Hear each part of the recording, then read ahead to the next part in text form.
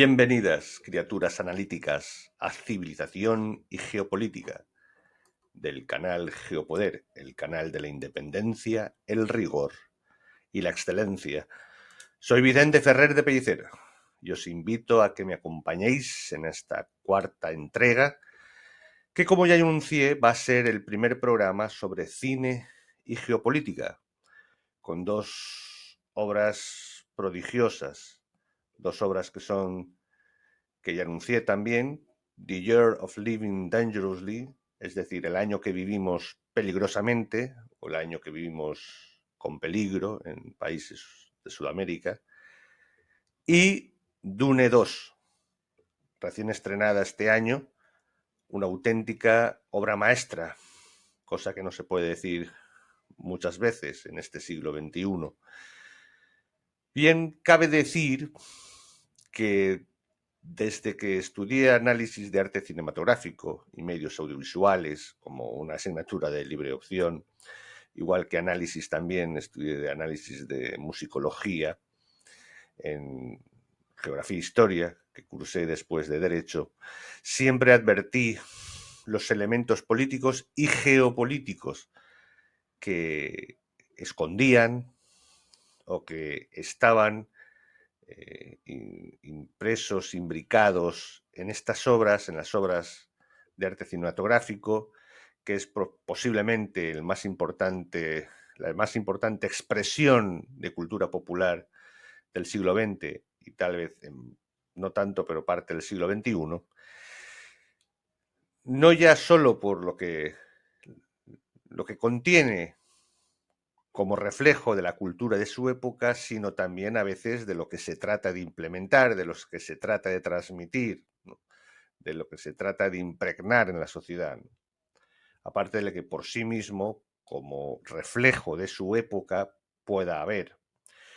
En este caso, he elegido estas dos obras, primero porque tiene una narrativa muy similar, en cuanto a que tanto Peter Weir, el gran Peter Weir, cada vez me has, no sé si olvidado, pero desde luego no referenciado, el del Club de los Poetas Muertos, el de El Show de Truman, el de Master and Commander, en fin, el de obras tan importantes, pues vemos cómo tienen mucha relación con, o por lo menos yo lo encuentro así, como con Denis Villeneuve, que creo que es su sucesor en cuanto a su espíritu, ¿no?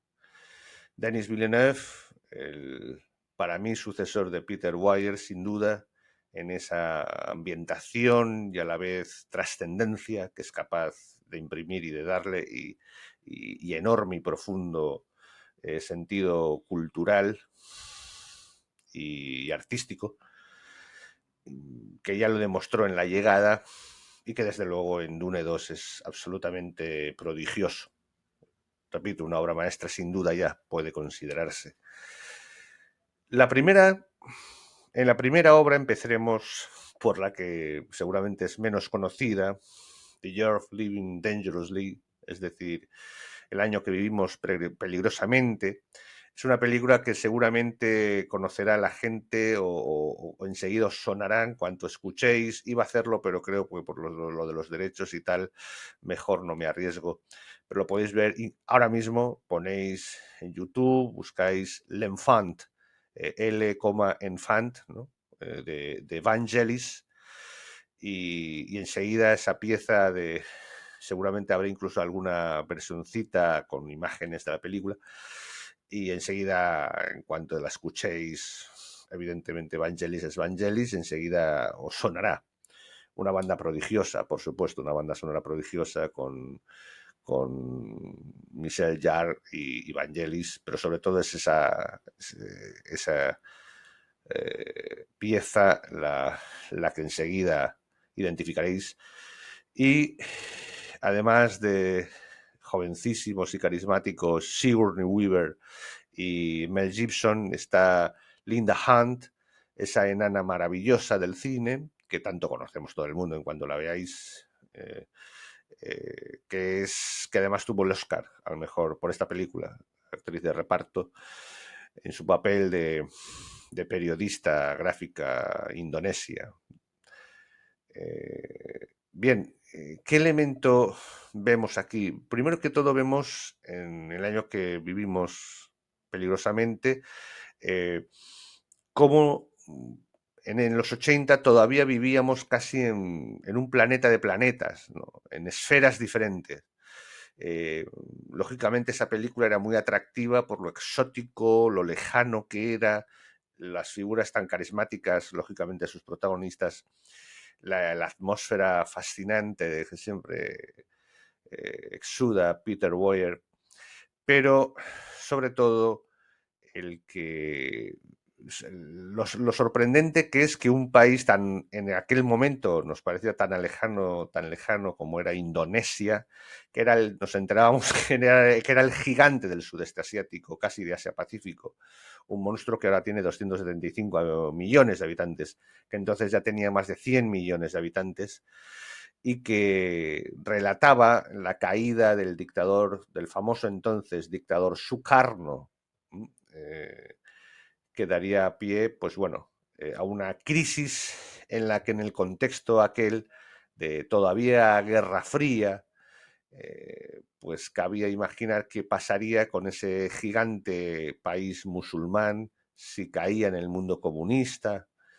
Y es en esa situación en la que presentaba para cultura australiana, que obviamente es una película, en una película australiana, y en parte australiana por sus actores, por su director, porque procede de una novela de un australiano, Christopher Cox, en la que podemos advertir la preocupación de esa parte del mundo, que entonces era como otro planeta, ¿no? Australia, con lo que podía pasar, el desequilibrio geopolítico que podía ocurrir cuando un gigante, como era Indonesia, podía caer definitivamente en lo que entonces todavía se vivía, la Guerra Fría, ¿no? Entre el bloque occidental y democrático, capitalista, y el bloque comunista de la Unión Soviética.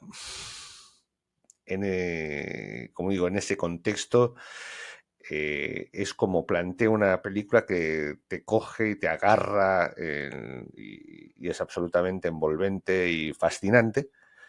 Y yo sobre todo recuerdo un elemento que casi lo pondría, que es, hay una escena en la que el líder comunista le dice a Mel Gibson, ganaremos nosotros porque creemos en algo. Y qué cosa tan ridícula, tan estúpida. Bueno, en ese momento sonaba épico, sonaba hasta casi lírico, interesante y hasta lógico, pero precisamente uno de los criterios principal que podría incluso sacar esta película, aparte de recordar que había un mundo en la que había partes del planeta que nos parecían otro planeta y que lo encontrábamos muy lejano, es ese elemento absolutamente ideológico y absolutamente paralelo a la realidad, que ya nos puede notar una tendencia de por cómo hemos llegado al mundo actual, en la cual la voluntad se impone a la realidad. No, no es verdad. No basta creer en algo. Primero hay que creer o tener voluntad de algo, primero que sea acertado. Si quieres en algo, cree en algo que además pueda ser positivo y dé buenos resultados. Y en tercer lugar, sobre todo, en el elemento de Toynbee, desafío-respuesta, que por supuesto sea capaz de resolver problemas y por tanto que sea una respuesta que supere a los desafíos. En ese sentido, vemos cómo finalmente ni ganaron en esa situación de crisis tremenda, ni cuando la caída del dictador Sukarno, ni ganaron las fuerzas de la oposición democrática que querían llegar a la democratización. Prácticamente no llegó la democracia hasta el siglo XXI. Estamos en 1967, la caída de Sukarno fue en el 67, 68.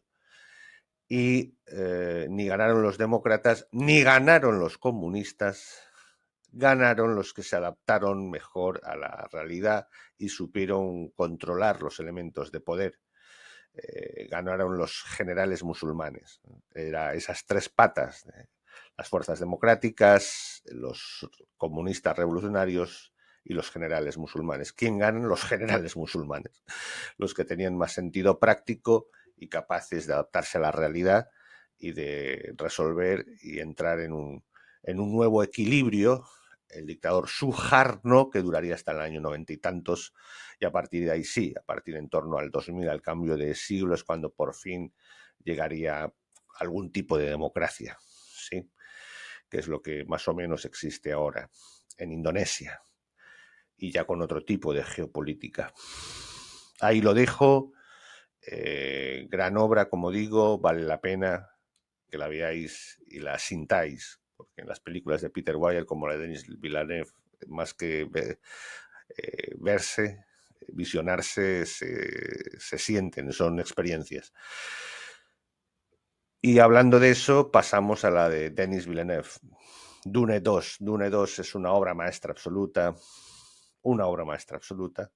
Siempre queda el recuerdo, el cariño, ¿no?, a la obra Dune cinematográfica de David Lynch, un gran director de culto de mi generación, de nuestra generación, de los años 80 y parte de los 90.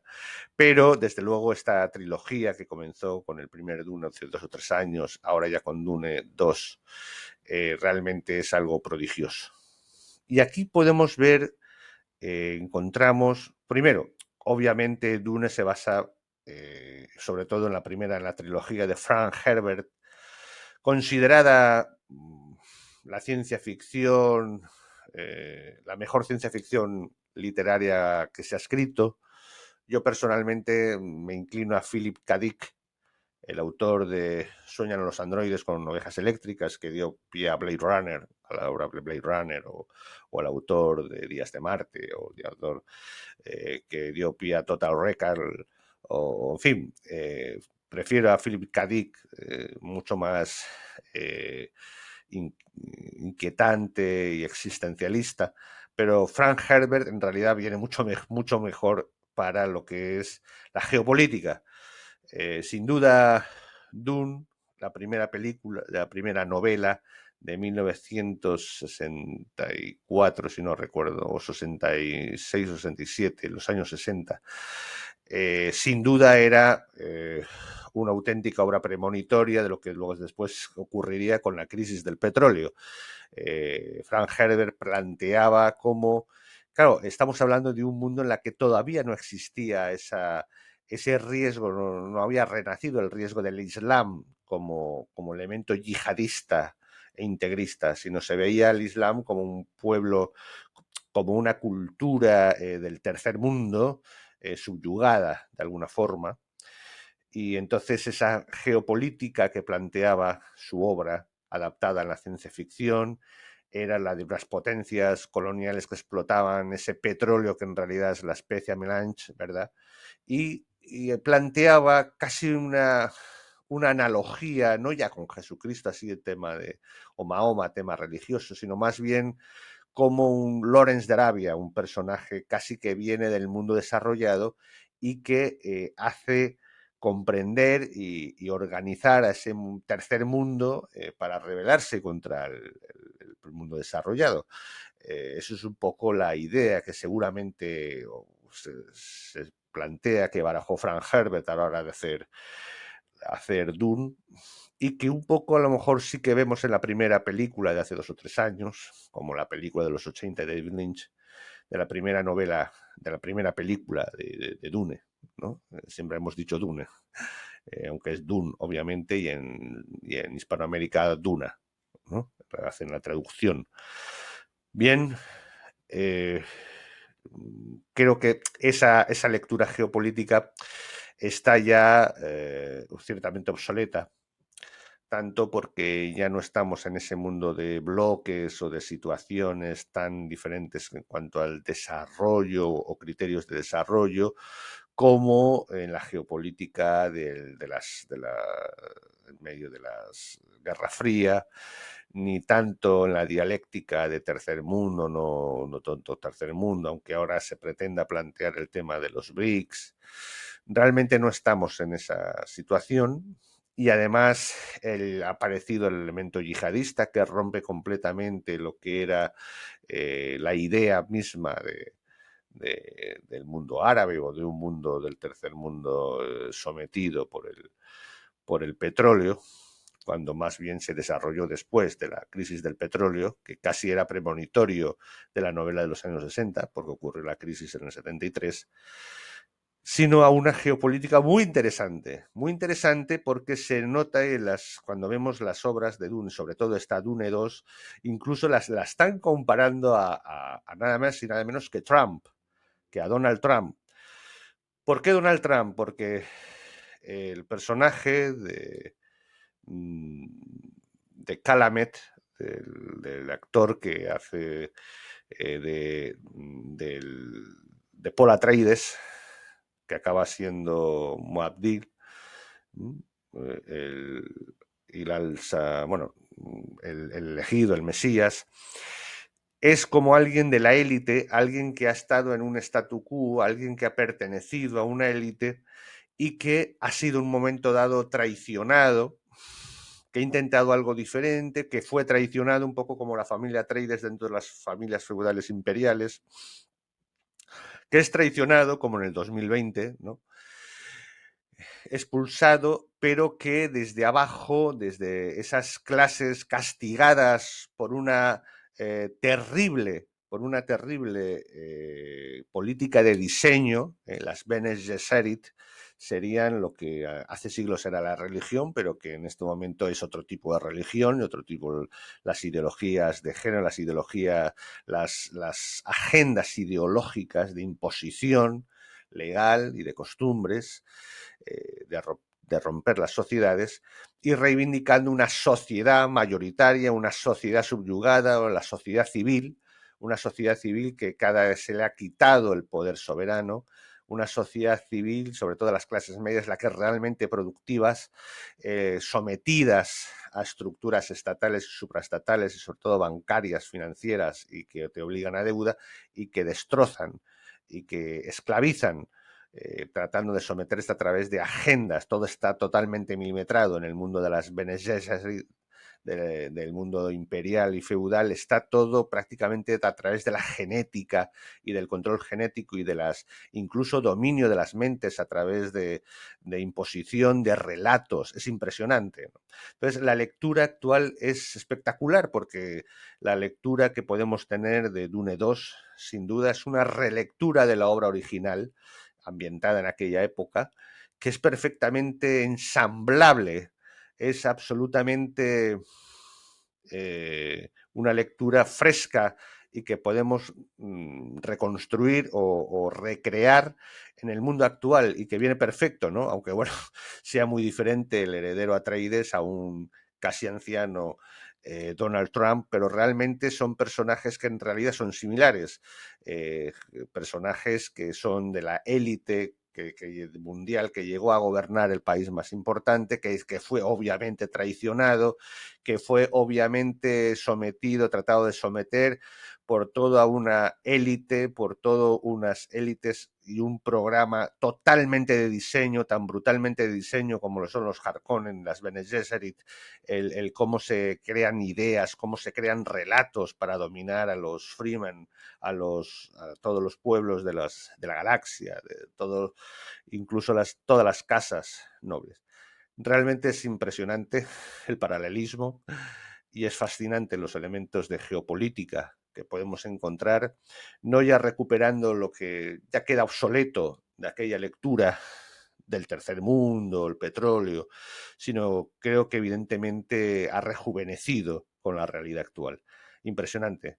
Además de ser una obra completa, una obra maestra, Denis Villeneuve nos muestra pues el carácter al mismo tiempo del peligro que es el mesianismo, del gran peligro en la que el mismo protagonista trata de evitarlo, pero no tiene más remedio que afrontarlo y asumirlo, y de los desafíos que ello supone. Realmente, si hay una película con elementos geopolíticos y de la actualidad, no cabe ninguna duda, después de esa gran obra maestra también, que casi podríamos decir que iniciaría, que ya trataremos, que es El Caballero Oscuro, de la trilogía Nolan, sobre Batman, pero El Caballero Oscuro. Sin duda, Dune 2, con la trilogía que va a ser, porque ya se va a hacer la tercera, es realmente impresionante su analogía con el cambio de paradigma que estamos viviendo, de la caída de ese paradigma de élites asociadas al estatalismo y al supraestatalismo y a las agendas de la construcción de relatos comunes y destrucción de la identidad y de la realidad y de las leyes naturales. Dune 2, de Peter Weir. The Year of Living Dangerously, el año que vivimos peligrosamente, de Peter de Peter Weir, Dune 2, de Denis Villeneuve, y espero que, o sea, por cierto, una banda sonora, creo que es de Franz Zimmer, espectacular también, muy recomendable, impresionante, y sobre todo de esas películas que hay que ver varias veces y en el cine, cuanto la pantalla sea más grande, mejor, ¿sí? Así que espero que os haya gustado esta primera entrega de cine y geopolítica y nos veremos pues la próxima semana ya con la siguiente parte definitiva de lo que son la dialéctica de los establecimientos, de los establishment, ¿no? Vimos lo que fue la plutocracia y veremos lo que ha consistido y cómo se generó y hacia dónde va este paradigma que se está derrumbando y se va a derrumbar por sus propios defectos, ¿no? Así que tercera entrega de esa primera entrega que hicimos con Trump hace varias semanas, del providencialismo en este ámbito, en esta situación de cambio de paradigma, y esta tercera entrega que estudiaremos lo que es ese dicho coloquialmente y por supuesto no acertado desde el punto de vista muy técnico de gobierno mundial, pero sí de gran hegemonía que nos está tratando todavía de dominar y que está produciéndose ese cambio. Así que nos vemos la próxima semana y ahora viene, por supuesto, la píldora geopolítica. Un abrazo.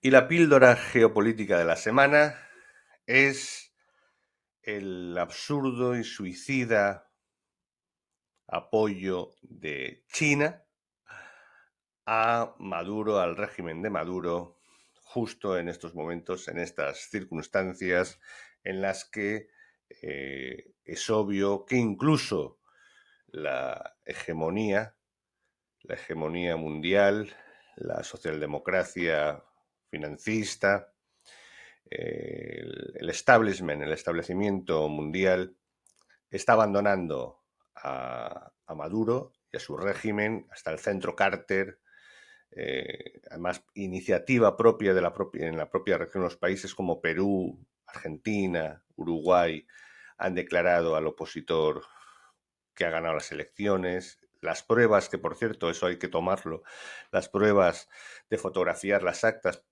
inciso o paréntesis, ¿por qué no lo hace Vox o Alvise? Estamos esperándolo por ahí, por las partidocracias, lo están esperando en Europa, empezando por España. Pues China ha dado su apoyo en una falta total de sentido geopolítico.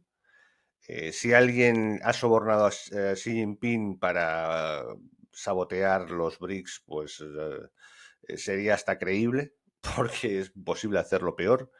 Rusia tiene sus motivos, puede ser una baza, una carta más que jugar para resolver definitivamente sus fronteras y su influencia política y geopolítica y económica en Ucrania, en alrededor de Ucrania. Pero China es exactamente un auténtico desastre lo que ha hecho. Irán incluso tiene sentido, porque está en modo supervivencia completa, pero Pero China demuestra una vez más, como llevamos desde comienzos del 2020 manifestándolo y exponiéndolo, tanto José Papi como yo, China ni tiene capacidad, ni solvencia, ni visión geopolítica de superpotencia, ni capaz de enfrentarse. Se enfrenta simplemente agarrándose a sus intereses inmediatos y cortoplacistas. Es increíble. Que además van a fracasar, porque además se ha permitido el exigir que se respete esos resultados y exigir que se respete a Maduro. Cuando, y pongo otra vez este criterio, es muy probable que vaya a caer. Es muy probable que esta vez vaya a caer, precisamente porque esas poderosas ratas saltan del barco. Nunca había ocurrido de esta forma antes y nunca tanta población masiva, incluso la que le era más afín y clientelar, se le ha ido. Es muy probable que caiga, aunque parezca difícil.